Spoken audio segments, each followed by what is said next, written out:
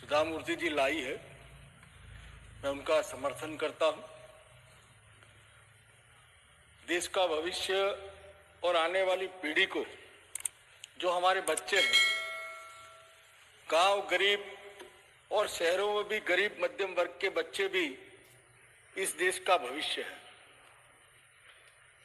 माननीय प्रधानमंत्री नरेंद्र मोदी जी विकसित भारत का लक्ष्य लेके पूरा देश आगे बढ़ रहा है, तब ये आंगनवाड़ी के जो 14 लाख आंगनवाड़ी है, उसको सभी बच्चे हैं उसको सही शिक्षा मिले, उसको उसकी हेल्थ की चिंता हो, उसको स्वास्थ्य की चिंता के साथ अपने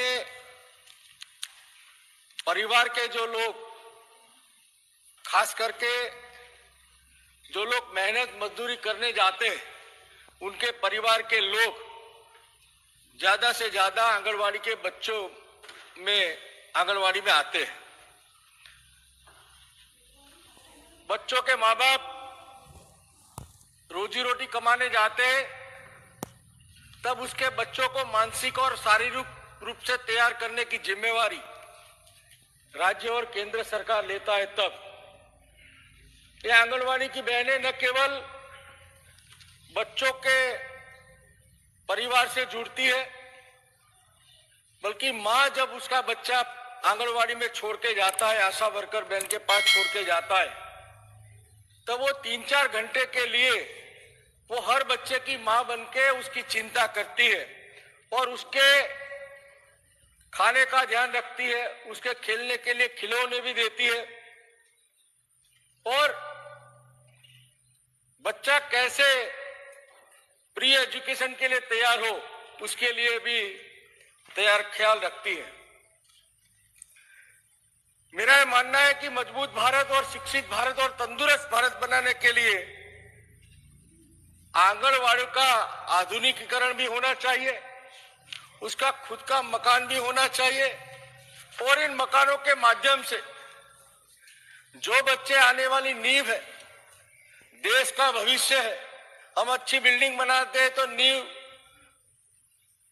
पक्की रखते हैं, जब हम पेड़ पौधों को उगाते हैं तो उसके मूल में पानी जाए, उसको खाद्य मिले, उसकी चिंता करते हैं।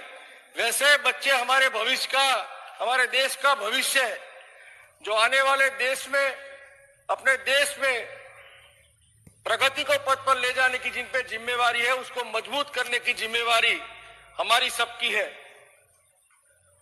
पिछले 12 वर्षों से माननीय प्रधानमंत्री जी आंगनवाड़ी हो या प्राइमरी स्कूल हो, उनके पढ़ाई की तो चिंता करते हैं, मगर उनकी हेल्थ की भी चिंता करते हैं और सभी बच्चों की हेल्थ की चेकअप होती है और जो बच्चों में हेल्थ की खामी पाई जाती है, उसी बच्चों का इलाज सरकारी खर्चे से कैसे हो, वैसे माननीय प्रधानमंत्री का कार्यक्रम चलता है।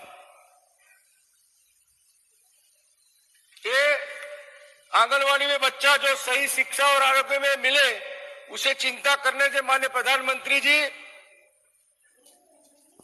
अच्छा परिवार हो और परिवार में मां भी स्वस्थ रहे।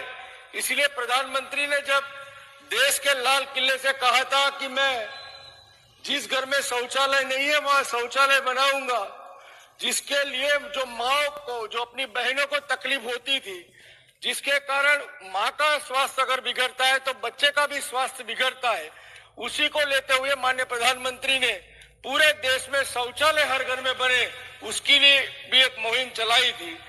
वैसे ही उज्ज्वला योजना के माध्यम से माँ बहनें जब अपना रसोई बनाती है तो कई सिगरेट का धुआं माँ के शरीर में जाता है, तो जब तक माँ स्वस्थ नहीं रहेगी, बच्चा भी स्वस्थ नहीं रहेगा।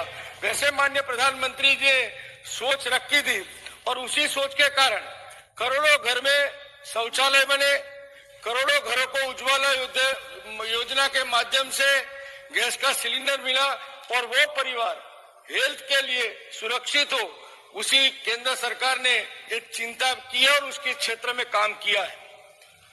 स्वास्थ्य और परिवहन के लिए गुजरात सरकार आंगनवाड़ी के माध्यम से गरीब परिवारों की गर्भवती माताएं हो, धात्री बहनें हो एवं किशोरियों के लिए बहुत चिंतित है और आने वाली पीढ़ियों को कुपोषित न हो, इसीलिए पोषण खुराक एवं दवाएं वो भी आंगनवाड़ी के माध्यम से सरकारें उपलब्ध कराती है। हमारे गुजरात में आंगनवाड़ी की बच्चे और प्राइमरी स्कूलों के बच्चों को 300 मिलीमीटर ग्राम दूध संजीवनी योजना के माध्यम से भी सरकार देती है। माननीय प्रधानमंत्री जी श्री नरेंद्र मोदी जी पूरे देश में सभी आंगनवाड़ियों के मकान और उनके बच्चों को दे जाने वाली व्यवस्था जैसे खिलौना हो, खाना हो, फ्रूट्स हो और आरोग्य कवच प्रदान करने का जो काम कर रहे हैं उसको सुदृढ़ करने के लिए मैं आज ये बात माननीय सरकार के सामने रख रहा हूं। माननीय सभापति जी, बच्चों का जीवन जन्म से लेकर 6 वर्ष तक सबसे महत्वपूर्ण होता है और इसी उम्र में बच्चे का दिमाग, उसकी भाषा, उसका व्यवहार सीखने की क्षमता और उसका स्वास्थ्य सबकी नींव पड़ती है। अगर इस समय में सही पोषण, सही देखभाल और सही सीख मिले तो बच्चा आगे चलकर एक स्वस्थ, आत्मविश्वासी और सक्षम नागरिक बन सकता है। आंगनवाड़ी देश की सबसे बड़ी ताकत है।